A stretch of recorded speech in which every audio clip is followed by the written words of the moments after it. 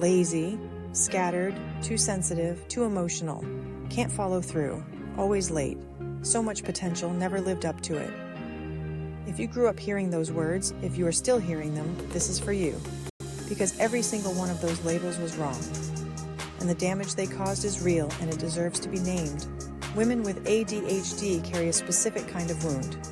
Not just the wound of the undiagnosed ADHD itself, but the wound of having been told for years that their symptoms were personality flaws. That is a different kind of harm, and it goes deeper.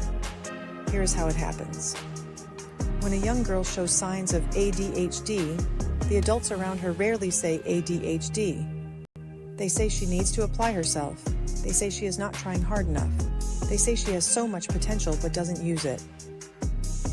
When she is disorganized, it is called irresponsible. When she is overwhelmed, it is called dramatic. When she reacts emotionally to rejection or criticism, it is called too sensitive. When she talks too much, too fast, too intensely every day, it is called a lot. She is never described as struggling. She is described as a character type. And character types cannot be diagnosed. They can only be corrected. So she spends years trying to correct herself. She builds systems, she makes lists. She sets alarms and creates routines and researches productivity strategies with the same hyper-focus that her brain reserves for things it finds interesting. And it works sometimes, partially, for a while, until it doesn't. Until the new job or the new relationship or the new baby introduces a level of complexity that her systems cannot hold. Until the mask slips in a moment she cannot control. Until the exhaustion of performing competence for 20 years catches up with her at once. And then the people around her see what they call a breakdown. What they are actually seeing is a neurological system that was never supported finally running out of ways to compensate. The labels come back worse. Now she is not just lazy and scattered. Now she is unstable.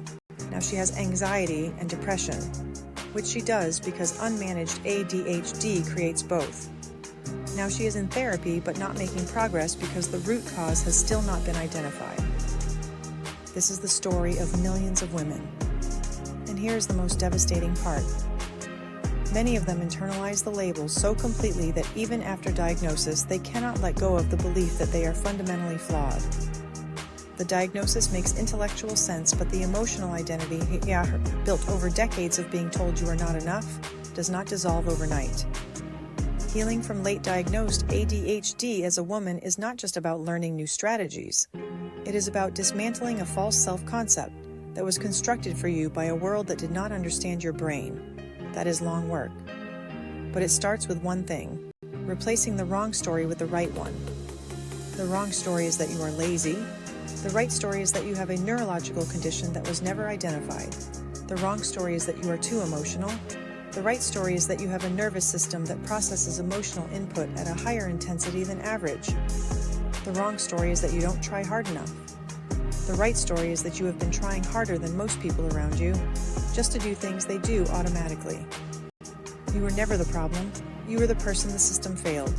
And now that you know that, what you do with it changes everything. Next, we are talking about the women who were diagnosed not as children, but in their 40s and 50s. The late diagnosis that comes after a child gets diagnosed. The moment of recognition that arrives decades too late and changes everything anyway.